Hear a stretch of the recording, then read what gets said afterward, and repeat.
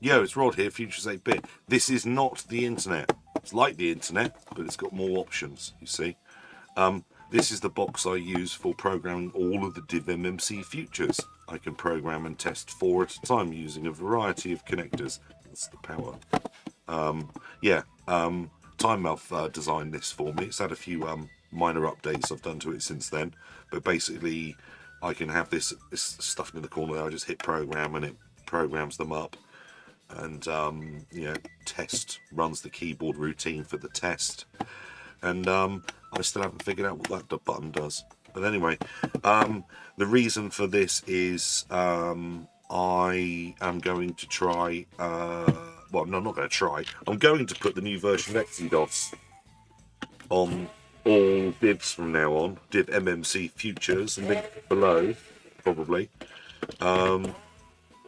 And when I need to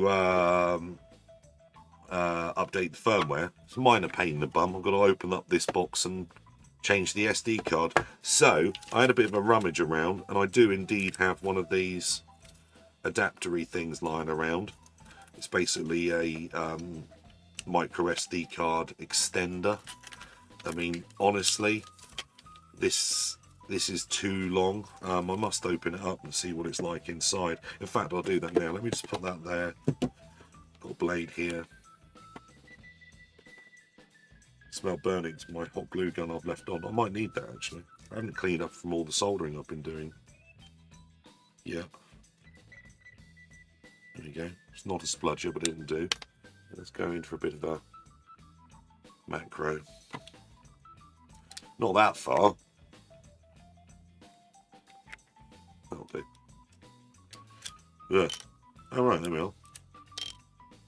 It's that there. There's like a capacitor there. Will you zoom me in, please? There we go.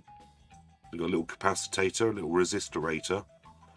A resistor like that, you'd kind of expect an LED, actually. Appear to be an LED. But yeah, there we are. So, if this cable doesn't work out, I will just cut the thing in half, scrape the end off, and resolder it. What does it say there? It says, black silkscreen is a pain in the bum. Something products, patents. Is it me, or was that actually back to front, some of that? I don't know. Anyway, or maybe it's just my eyes.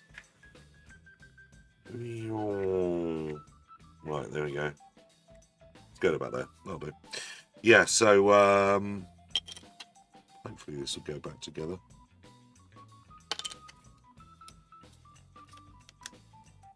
Oh yeah, there is little peg posts in there. Tiny little peg posts. Right, so that's going to go back on like that. There we are. Job. So I'm hoping that I seem to remember this particularly tight in here.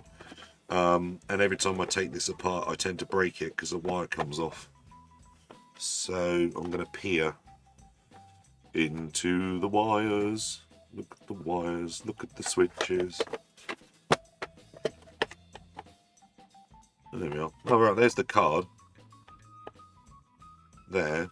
You've got a trapdoor on the back. But I'm not going to do that. Oh, yeah. There's a wire that comes off.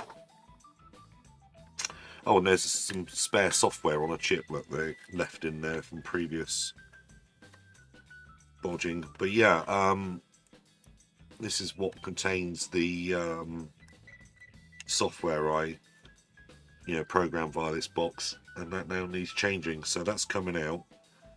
I figure that if I'm lucky, I can just wrap the excess wire up in here. I don't like these sockets are quite, there's not much structural to them. Oh, that's actually not a bad one. I'll give it that. So yeah, yeah, that's a lot. But oh yeah, give you a quick tour. So yeah, take this out actually. So you got an Arduino board there, one of those Atmel jobbers. Atmel? What are they? I don't know. Atmel chip fella board things. That's running a little bit of code which interacts with the keyboard and stuff, and the firmware is loaded via this audio board. This is an audio board, so when you press program test or whatever, program turns the machines on, does the load sequence to load the firmware, waits for the firmware to load, job done. And then test, obviously, that's the point when you've got them all up and running, and that then runs another keyboard routine and then a joystick routine to check the joystick works. And yes, still no idea what that button does. That is a joke, of course. It's the power switch and it does function. But yeah, so all that MP3 shield apparently that is. But yeah, this thing has seen literally thousands now. I would have, yeah, well, thousands of divMMC futures have gone past this little machine now. I'm going to use sellotape, well, blue tape. Nearly Future was 8-bit blue. Started using an awful lot of this tape these days. It's sticky, which is one of the main reasons I choose sellotape. It's stickiness. Yeah, I don't know what it's going to be like bleeding the glue off the back of this, but for ribbon, it's probably better than a hot glue. Oh, I did a bad job with that. But there we go. So that's just gonna. It does just fit. I wasn't sure, but it does. Only just. But it does just fit in there. Right. So, and then literally, I'm just gonna coil the gubbins up. Honest. Can you see the bits that went in afterwards? Was it done by me? Probably. It's not a good look, is it? But you know, it works. This thing does exactly what I need it to do. But yeah, nice bit of looming there, and then oh no, I need more features. I just chuck them in the corner. But again, there's isolated tails there. Yeah, but again, it works. It is built for a purpose. It's been modified now a few times, but I've not sufficiently ruined it enough to have to make another one again, which is nice. But yeah, I think literally all I'm gonna do, looking at the space that we've got in the top here, I'm gonna just ram it in there like that, trap the ribbon cable back here like that, and then glue it or sticky pad it on, and then if this plays up, I'll just come back and shorten the ribbon and try again. Not quite going how I wanted to in there, is it?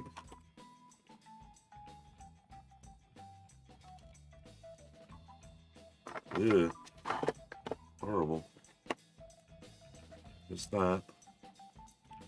Right, that needs to go up there, through there, lose a bit of length, matron, and then like that. There we go. There we go, Z's. So yeah, I did make a big old bunch of videos about a load of work I've been doing on this rig. Hopefully, if you're lucky, I'll put all of this together into something that makes a little bit of sense. But do not do this with these sort of ribbon cables. This is not a good idea, but it's what I'm gonna do. So do as I say, not as I do.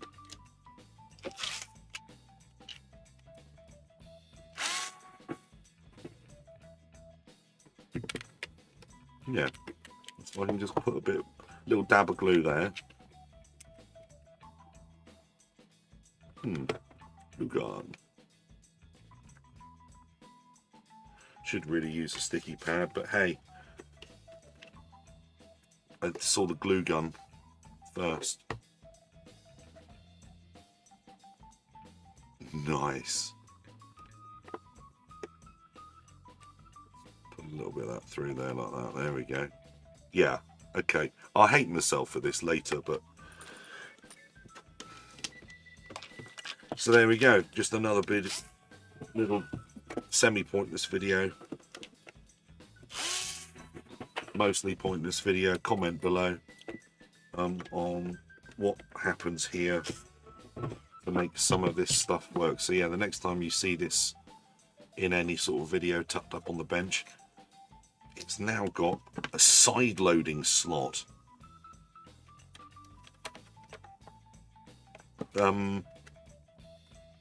Push, just, that's the just. Oh blimey. Now the KFF, the Kung Fu Flash from Futures 8-bit socket feels a lot nicer than that. Buy one of those. Anyway, until the very next time, goodbye.